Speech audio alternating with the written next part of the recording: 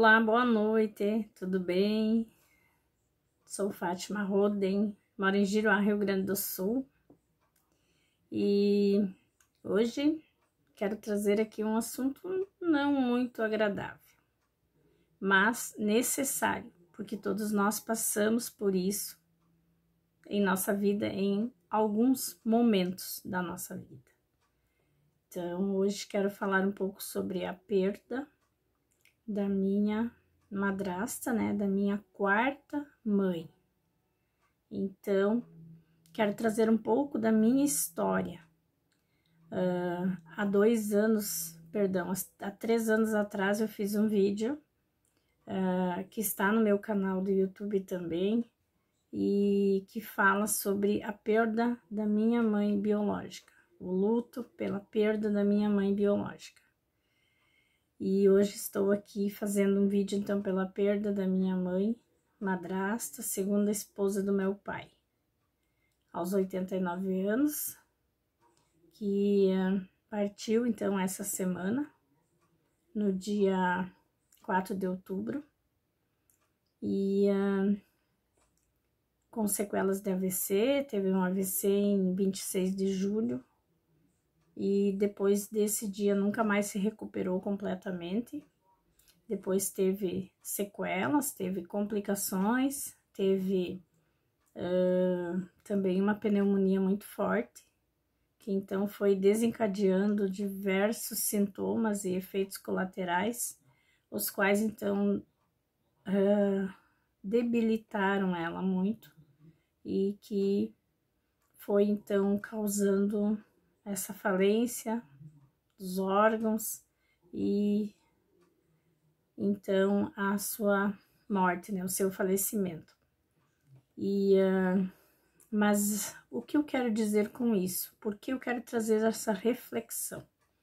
Porque eu acho que a reflexão sobre a vida é muito importante, mas a reflexão sobre a morte, ela também é importante. Por quê? Porque muitas vezes achamos que a morte está longe, está distante, e nunca estamos preparados para a morte, nem nossa e nem de alguém da nossa família. Ela era uma senhora de 89 anos, mas era uma senhora muito independente, morava sozinha, tomava seu banho, fazia sua comida, cuidava da sua casa. Claro que a gente auxiliava, mas ela preferia, era a preferência dela morar sozinha. E assim ela conseguiu até ela então ser vítima desse AVC, que então a impossibilitou de morar sozinha. Então acolhemos ela aqui na nossa casa, adaptamos um quarto com todas as ferramentas necessárias para que pudéssemos trazer uma melhor qualidade de vida para ela.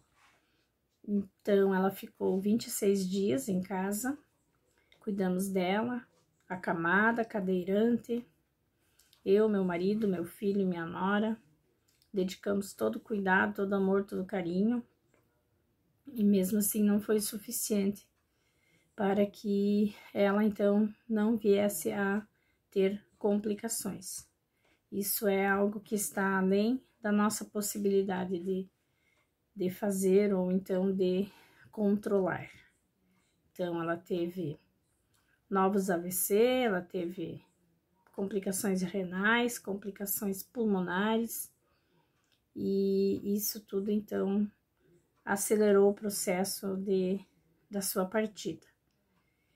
E, então, essa reflexão, assim, fica, assim, também para quem, muitas vezes, não valoriza, as pessoas idosas, principalmente.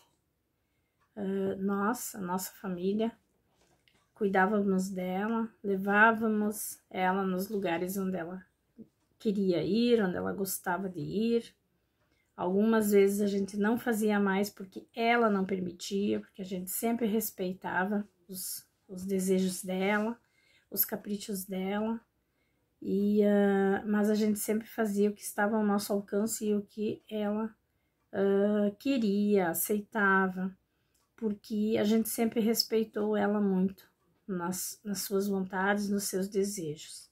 Quando muitas vezes eu vejo que muitas pessoas, elas não respeitam a pessoa de idade.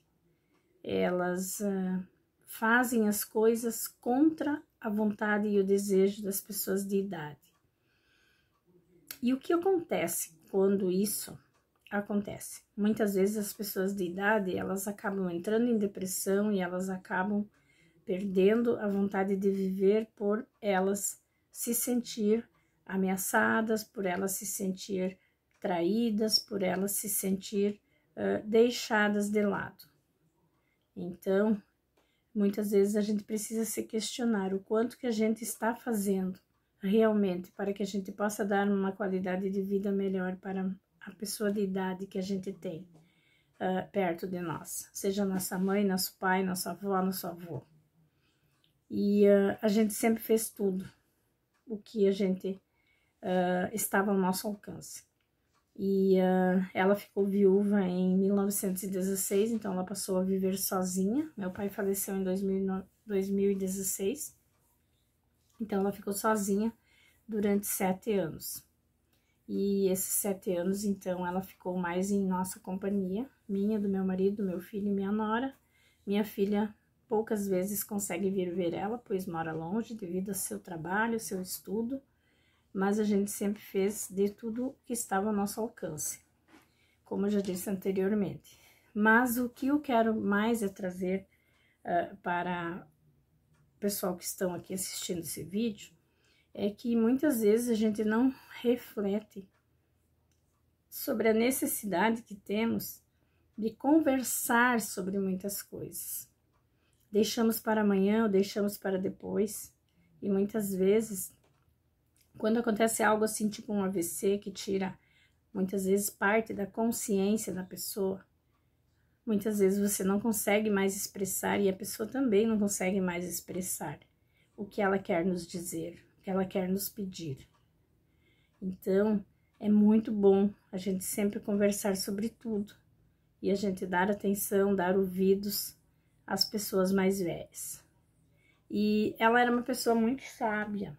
E ultimamente ela estava com demência, né? Ela estava com Alzheimer, ela estava esquecendo muitas coisas, ela estava repetindo muitas coisas, contava algo hoje, amanhã ela contava a mesma história, mas a gente ouvia com carinho, com atenção, a gente não contrariava, a gente não falava, mas a senhora já falou isso ontem, porque a gente sabe que para a pessoa que está com demência, ela na verdade não falou aquilo ainda. Para ela é como se ela estivesse falando pela primeira vez, então a gente tem que saber também como que a gente vai reagir, como que a gente vai tratar a pessoa com demência, a pessoa que faz confusão mental porque está esquecida, por exemplo. Então tudo isso faz parte de um certo aprendizado também para a nossa vida. E esses últimos 66 dias após o primeiro AVC dela, eu e minha família aprendemos muito. Aprendemos a ter paciência, aprendemos a ouvir, aprendemos a procurar entender o que ela nos falava através de gestos, através de balbuciar algo, que às vezes as palavras não saíam, mas ela balbuciava, ela falava alguma coisa que a gente tinha que muitas vezes até adivinhar. Então, quantas vezes quando a gente tem as crianças pequenas, a gente não tem que adivinhar o que elas querem, o que elas precisam, se elas estão com fome, se elas estão com frio, se elas estão com dor. Então, quando a pessoa de idade chega na idade em que ela também está acometida por algum mal, alguma doença, algo que está impossibilitando para que ela se expresse, muitas vezes também precisamos adivinhar e precisamos ter paciência. Então, isso tudo serve de lição. Aprendemos muito com ela nesses 66 dias, 67 na verdade foram, e ela com certeza também aprendeu muito. Nesse final da vida dela, ela conseguiu refletir sobre muitas coisas que aconteceram na vida dela. a cultura dela, a maneira como ela foi criada, a maneira como ela se relacionava com as pessoas, era assim de uma maneira muito independente. Nunca dependia de ninguém, nunca precisava de ninguém para fazer as coisas básicas da sua vida. Então, no momento do AVC, ela ficou impossibilitada de tomar banho sozinha, de comer, ela se alimentava por sonda, ela tinha sonda também para urinar, ela tinha sonda para alimentação, sonda para urinar, e agora nos últimos dias também o oxigênio para então ajudar a respirar. Tudo estava difícil de ser feito sozinha.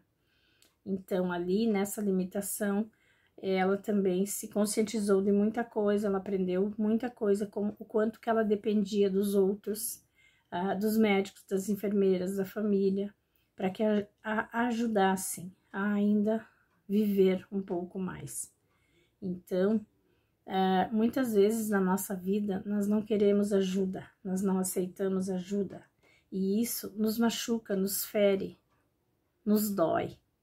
Então, muitas vezes, isso também nos serve de lição para que nós não sejamos tão duros quando nós ficarmos velhos ou quando nós precisamos de ajuda por algum motivo de saúde, que nos deixamos ajudar, que nos deixamos fazer as coisas por nós, que isso é humano, que isso é aceitável, que isso é algo que nos torna iguais, somos todos iguais. Ninguém pode viver sozinho, dependemos sempre uns dos outros. Enquanto que eu estou aqui fazendo um vídeo, enquanto que eu estou fazendo algum conteúdo para postar na internet, muitas vezes meu marido está arrumando a janta, lavando uma louça, fazendo algo. Enquanto que ele está trabalhando lá na lavoura, eu estou lavando a roupa dele, eu estou fazendo almoço, estou cuidando da casa e vice-versa. Então, se eu faço uma cirurgia, eu vou precisar dele para me ajudar. Se ele fizer uma cirurgia, ele vai precisar de mim para me ajudar. Então, são N motivos que a gente precisa um do outro e a gente precisa aprender a deixar-se ajudar. Muitas vezes, ajudar os outros é muito mais fácil do que a gente se deixar ajudar, porque a gente quer lutar até no último momento, no último suspiro, na última força, a não deixar-se ajudar. E isso, para nós, é algo que nos deixa muito sensibilizados, nos deixa muito mal, nos faz nos sentirmos muitas vezes até mesmo humilhados, porque não queremos aceitar a ajuda. Então, o que eu quero deixar aqui nessa reflexão é que aprendemos muito com ela. Aprendemos a silenciar, aprendemos a ficar uma noite inteira, mais um dia inteiro, muitas vezes lá no hospital, cuidando dela. Aprendemos a ver o tempo passar, muitas vezes somente observando pela janela ou observando ela no seu leito lá no hospital. Isso traz muita reflexão de onde que nós podemos talvez um dia também estar e precisando de alguém, e o quanto que é importante alguém estar ali para passar a mão no nosso cabelo, para pegar na nossa mão, para nos apoiar, para nos dar alguma palavra, algum gesto de solidariedade, de compaixão, de empatia, né? Então, muitas vezes precisamos dos outros, só que precisamos valorizar isso em vida, valorizar isso enquanto que estamos aqui e estamos firmes, fortes e podemos ainda ajudar as outras pessoas também. Então, essa reflexão eu acho que vale muito a pena deixar aqui. E por quê? Muitas pessoas vão se perguntar, mas como assim a quarta mãe? Por que a quarta mãe? A minha história é muito longa, mas eu vou, em breves palavras aqui, só deixar um resumo. Prometo fazer mais vídeos falando sobre isso. Sou filha adotiva, eu fui dada pela minha mãe para adoção aos 8 meses de vida, onde eu fui adotada por um casal que não tinha filhos, seu Erno e Dona Iracema, que me adotaram, que me registraram como filha legítima, me criaram. Quando, aos 5 anos, a minha mãe adotiva teve um mal súbito e acabou falecendo.